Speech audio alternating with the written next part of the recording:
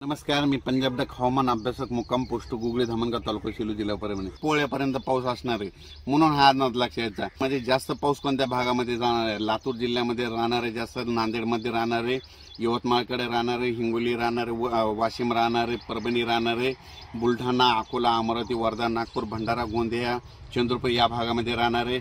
परभणी जिल्ह्यात जास्त राहणार आहे, बीड जिल्ह्यात जास्त राहणार आहे. त्याच्यानंतर कडा आष्टीकडे जास्त पडणार आहे, त्याच्यानंतर श्रीगोंद्याकडे जास्त पडणार आहे. त्याच्यानंतर जत भागामध्ये पाऊस कमी येतो तिथं देखील आता हे पाऊस जोराचा पडणार आहे. सांगलीकडे पडणार आहे, कोल्हापूर, सोलापूर तिकडल्या भागात देखील जास्त पडणार आहे, पंढरपूरला जास्त पडणार आहे.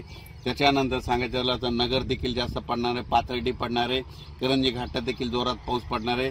त्याच्यानंतर सांगायचं झालं तर पैठण एरियात देखील पाऊस आहे, श्रीरामपूरला आहे, शिर्डीला देखील आहे. त्याच्यानंतर संभाजीनगर आहे, वैजापूर आहे, जालना आहे, सिंदखेड राजा आहे. त्याच्यानंतर सिल्लोड देखील आहे, भोकरदन देखील आहे.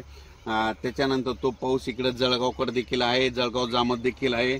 म्हणजे तसा तो मालेगाव पर्यंत आहे, चाळीसगाव देखील आहे आणि तो पाऊस नंदुरबार पर्यंत आहे. आणि फक्त ह्याची बॉर्डर फक्त लासलगावच असणार आहे म्हणून हा अंदाज लक्षात यायचा. ते 2 सप्टेंबर पर्यंत राज्यात चांगला शेताच्या पाणी बाहेर निघाला असा पाऊस पडणार आहे. अचानक वातावरणात बदल झाला तर लगेच आणखी 2 दिवसांनी मेसेज दिला जाईल. धन्यवाद.